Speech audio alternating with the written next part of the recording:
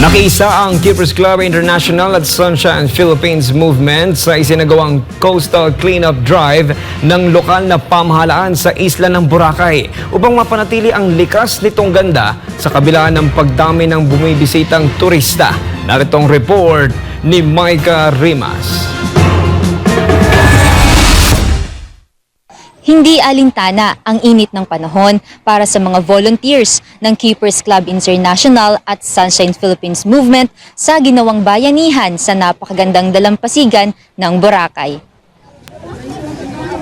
Tinagsa ng mga volunteers mula sa iba't ibang sektor ng local government unit ang isinagawang Coastal Cleanup Drive sa Boracay nitong Sabado, Oktubre 12, nakilala sa mga lokal at dayuhang turista dahil sa puting buhangin at malinis na tubig.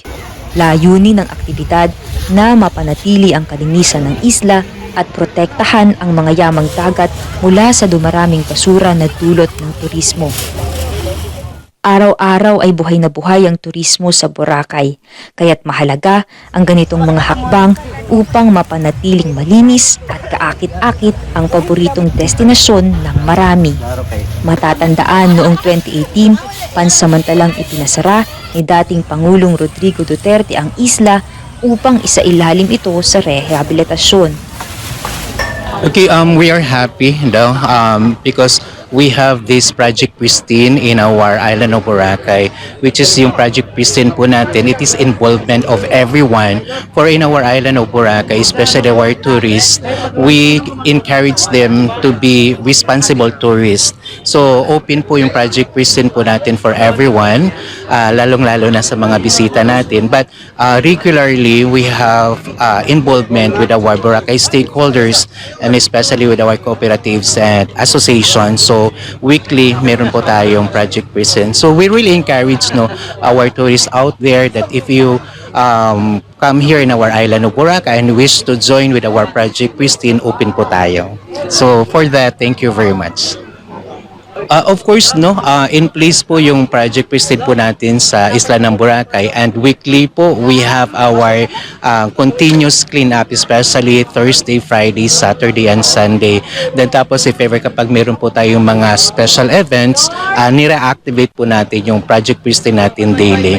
So yun, please, we really encourage you to join with us, not only enjoying our pristine island of Boracay, but as well as working also how we're going to protect and preserve our island of Boracay. So please join with us. Kasabay ng muling pagtagsa ng turista sa isla matapos ang pananalasa ng COVID-19 pandemic, muling lumitaw ang problema sa basura at nagdulot ng pangamba sa kalinisan sa pamosong destinasyon. Dahil dito, mas pinaigting ng mga lokal na pamahalaan at mga environmental group ang coastal cleanup efforts upang mapanatili ang kagandahan ng Boracay at maprotektahan ang likas na yaman nito mula sa negatibong epekto ng mass tourism. Well, maganda dahil actually meron tayong Project Pristine sa Boracay which is we're doing it every Saturday, headed by our tourism officer sa tourism office. Then it should be ang additional support yan dahil we're really open sa any groups na magtumulong na linis ng Boracay. Kasi Boracay is not only for us, this is for all Filipinos na lahat tayo ay meron din tayong i-contribute in order to make Boracay clean always. And yan really ang ating trust na pagandahin, to maintain peace and order and make Boracay always clean. Sabi ko kay Pastor Kibolay na bringing his team dito sa Boracay, nagtulong. Sana iba din will do the same, yung talagang very supportive and then cooperative and concerned for the island. So we welcome everybody to come here on the island and help us cleaning the whole island. Thank you very much.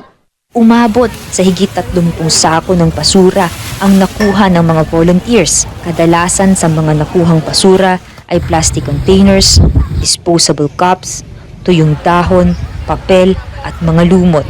Kaya naman, laging nakaagapay ang Sunshine Philippines Movement na matagal nang nagsasagawa ng iba't ibang environmental activity. Ang SPM ay kilala sa pangunguna ni Pastor Apollo C. Kibuloy na isang environmental advocate na nagpatunay na kayang buhayin muli kahit pa ang mga nakalbong kabundukan dahil sa inisyatiba at pagpapahalaga nito sa ating kalikasan.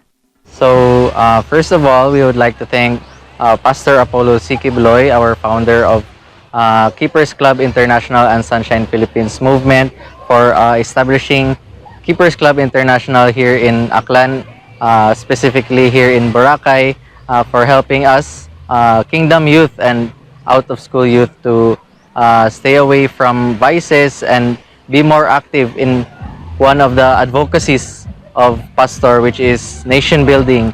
And we thank Pastor for helping us in guiding us in our spiritual lives and for helping us become the youth that this nation needs. Katuwang ng Keepers Club International at SPM, ang Municipal Environment and Natural Resources Office at ang Department of Tourism ay muling nagkaisa ang mga taga Boracay upang mapanatiling malinis ang napakagandang dalampasigan ng Boracay. Ang aktibidad na ito ay may malaking kahalagahan hindi lang sa mga residente ng Boracay, kundi sa mga dayuhan dahil ito'y lalo pang hahatak ng mas maraming turista at hahanga sa kalinisan ng isla. Determinado ang Keepers Club at ang Sunshine Philippines Movement sa mandato ni Pastor Apollo na ang lugar na ito ng Boracay ay hindi maaabuso, bagkus ay mananatiling kahali-halina at kaakit-akit. Para sa Diyos at sa Pilipinas kong mahal, ito ang inyong citizen correspondent mula sa Boracay, Aklan, Mike Rimas, SMNA News.